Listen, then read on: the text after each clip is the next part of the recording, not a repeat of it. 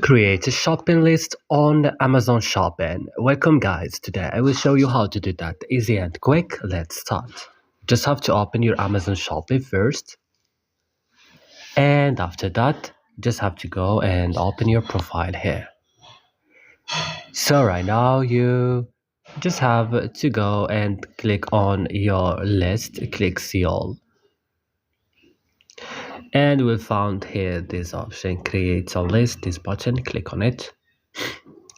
Choose shopping list and click. Here you have to add your list name. For example, I will name it stuff, I don't know, just a random name. If you don't want, you don't need. Create, right click now, create a list. Here you have to add this information, your items on list, keywords, ECN, everything, your keyword, and that's it guys. From here you can view your lists. So that's all guys. Don't forget to support us by like and subscribe, and bye.